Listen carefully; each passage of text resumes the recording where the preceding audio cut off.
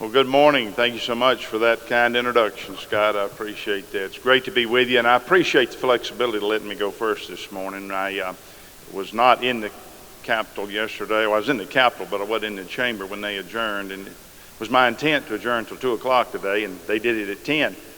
So I've got to be up there at 10 o'clock, and my time was to be scheduled in that at 10 o'clock, so Scott was very nice to reschedule my appearance here today.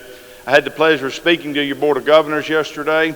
Had a great time with them. I had more time there to talk about a variety of things, and only got 10 minutes this morning. So I'm going to have to be brief in my remarks, but I do know that my pro tem, Jason White, is coming later today, hopefully, and he is going to talk about some of the things we're doing in the arena of workforce development. There are two bills that we have worked very hard to push forward. I told the Board of Governors yesterday that I've begun to have a series of summits over the last few years, and the first issue that I took on when we had the first summit ever was human trafficking. I thought the things that I had learned about human trafficking were so devastating. I thought there's nothing of a higher priority than we need to address than trying to address human trafficking. We did. We brought forward some legislation that has transformed the landscape in Mississippi on human trafficking. The legislation that we passed has been held up as a model legislation around the country. The second summit that I held was on workforce development. I hope that gives you a sense of the high priority that we in the House have placed on workforce development. And we've been working with Scott and MEC ever since to develop legislation that makes that a priority. I want to give a compliment to my chairman, Donnie Bell from Fulton, Mississippi, who has been my workforce chairman, and how he has pushed the ball forward on that. I've worked with Patrick Sullivan. I saw him earlier. There he is in the back. Ryan Miller have come. We've met. We've talked about how to improve this legislation. And so just want you to know that we hear what General Collins talked about a minute ago. We hear that workforce development is a high priority. I told the Board of Governors yesterday, I had the opportunity to meet with a guy from Washington, D.C. last summer. He was with the Association of Equipment Manufacturers, and his job was to go around the country and put companies in states. He's a site selector. And I asked him, I said, when you're selecting a site, what is the number one thing you look for? He said, workforce. Secondly was infrastructure.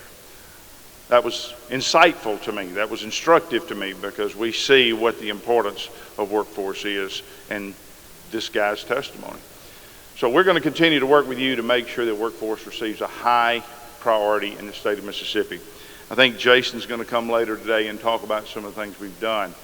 Since my time is short, though, I won't go into that. I want to address something else. It's been a high topic of conversation, and the Board of Governors heard a more detailed explanation of this yesterday, and I don't have time to go into it in great detail with you today, but that is the conversation surrounding the elimination of our state's income tax.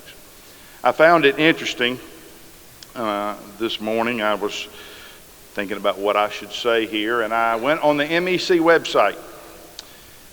And I don't know how many of you have looked at this or if you've looked at it in some time, but I caught my eye that the vision, our vision, it says on the MEC website, is to cultivate job creation and economic growth. Why join MEC?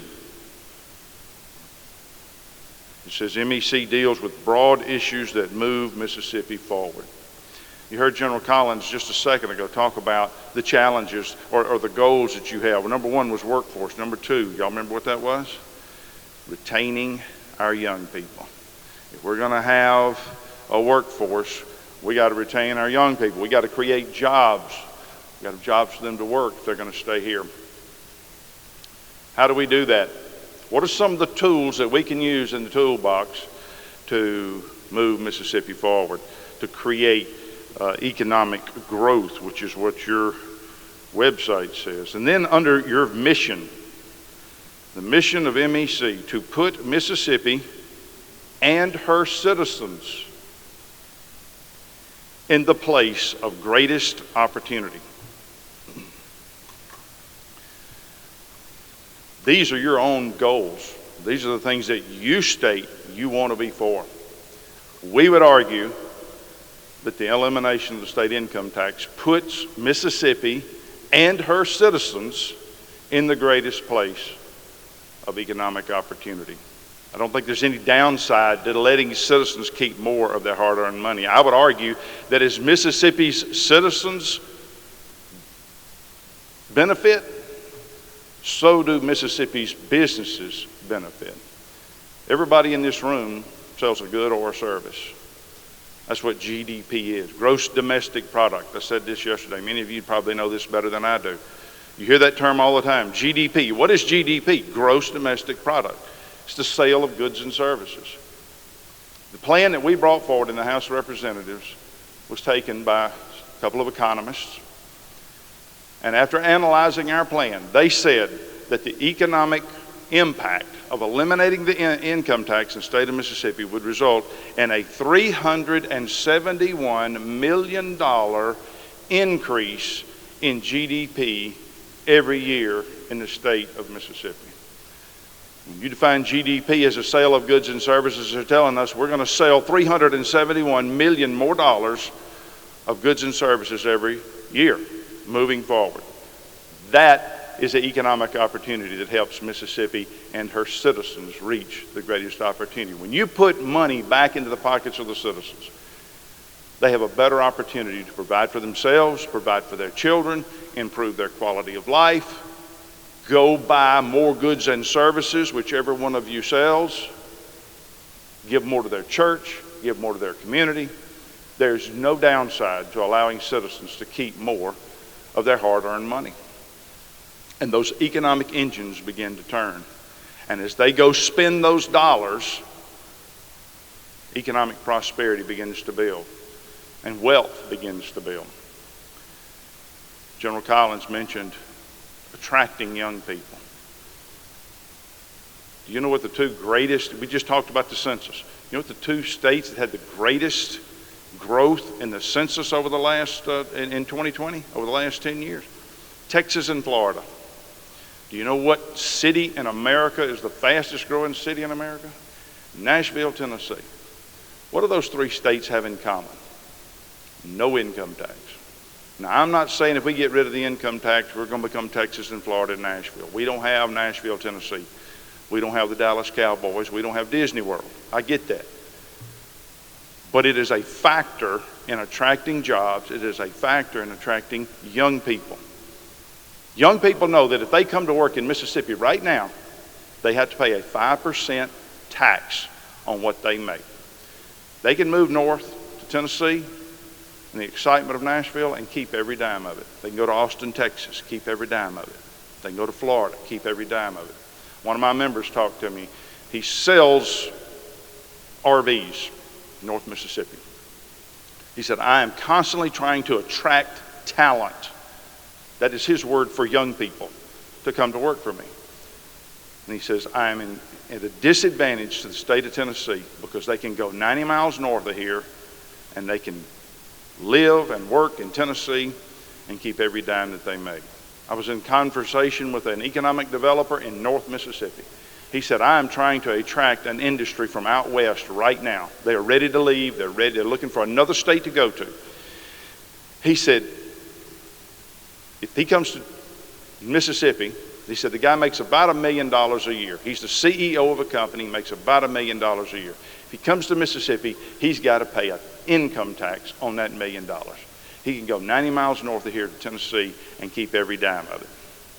He said, I might not only lose that guy, I lose all the jobs that guy brings with him. And his MEC and our economic developers go out around this country and they try to attract jobs in industry. This is another tool in the toolbox, ladies and gentlemen, that we can use to attract jobs in industry. Come to Mississippi and you and all of your employees get to keep every bit of their hard-earned money. These young people, one of the proposals that's been put out there is to phase out the income tax through growth. We've done the math on that. It takes 30 years. If you just do it through growth, it takes 30 years to get rid of the income tax. How many young people are graduating college and saying, hey, I think I'm going to move to Mississippi because 30 years from now, they're not going to have an income tax? That ain't happening. They want tax relief, and they want it now. We are working hard at the Capitol to try to find a way, find a path to get to that point where we no longer have an income tax in the state of Mississippi. There's only 9 states around this country that don't have an income tax. We would be number 10. When we do that, we can attract those young people. We at least remove an obstacle to staying here. Many of them say, hey, Mississippi's got an income tax, we got to go somewhere else. I talked to the DeSoto County group, right up there next to Memphis. I went and gave a talk on income tax. And they said, you know, we got Memphis beat on every measure. We have better schools, we got better communities, we have no crime or lower crime, we have got better housing opportunities, better entertainment venues. There is but one issue that Memphis has over us, and that is no income tax. And there are many wealthy people who live right across that line so they can keep all that money. If we get rid of the income tax, there's no reason for anybody to live in Memphis, Tennessee anymore. They would flock to North Mississippi. And from Horn Lake to Tupelo to Corinth, North Mississippi would explode economically. That developer that I talked about could attract that guy from out west to come and bring himself and all the jobs with him. Now, you've probably heard a lot of debate back and forth on the radio and other places between the House and the Senate about what plan there is. We believe our plan is good. But I've said before, we're not married to our plan. If there's a better way of getting there, then we need to get there. But there are a number of organizations that have come out and endorsed our plan. I don't know if you've paid attention to this or not. But these are organizations that are not involved in the political world. They got nothing to gain. They are just simply out looking for good economic policy. Just like MEC says that it is. We're looking for ways to make Mississippi and her citizens reach their greatest economic prosperity. These are think tanks, policy think tanks. They don't have a political agenda. There's a letter that was written on January the 18th, the week we passed our bill back in January. Americans for Tax Reform. This is a Grover Norquist organization. Grover Norquist is the leading expert on tax in the country. You'll see him on TV all the time. The Tax Protection Alliance, Americans for Prosperity, Empower Mississippi, American Conservative Union, the National Federation of Independent Business, the small business arm of this country, has endorsed the plan. The Mississippi Center for Public Policy, the Bigger Pie Forum, National Taxpayers Union, Mississippi Automobile Dealers Association have all endorsed eliminating the income tax. My question is, why is MEC not on this list? Every one of these organizations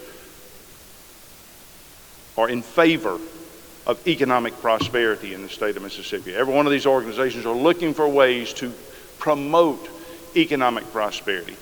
This organization, by its very mission statement and vision, and why do we join MEC, is right in line with the missions of those other organizations. So I would challenge you on this issue. We need your engagement. I just rattled off to you 10 organizations that have said elimination of the income tax will result in greater economic prosperity for Mississippi and her citizens. The question you have to answer is, why are you not on that list? I am willing to sit down and listen to your concerns. I want this organization to engage on this issue. I don't think that there's anything we could do from a legislative standpoint that would have a greater financial impact on our state than eliminating the personal income tax. We've done a lot of things. One of the things you wanted was the elimination of or change of the state flag. This organization led out on the change of the state flag. We got it done. I don't know there's any greater thing we could do from a social standpoint to do that. We have, in the House of Representatives, led out on an abortion bill that we trust will overturn Roe versus Wade. It's on appeal to the Supreme Court. That's a big deal. Changing the flag's a big deal. Ending abortion in our country is a big deal. But there's nothing we can do from a policy standpoint that will help Mississippians better provide for their families and their communities, improve their quality of life, take care of their children, than to eliminate the income tax. That's my pitch. I want you to think about it. I want to invite you to join with us in this effort to get rid of the income tax. And together, we will be able to fulfill the mission of MEC that is stated on its very website, which is to improve the economic prosperity of Mississippi and its citizens and provide greater economic opportunity for our state. Sorry I've got to go. Thank you so much for listening to me this morning. Appreciate it.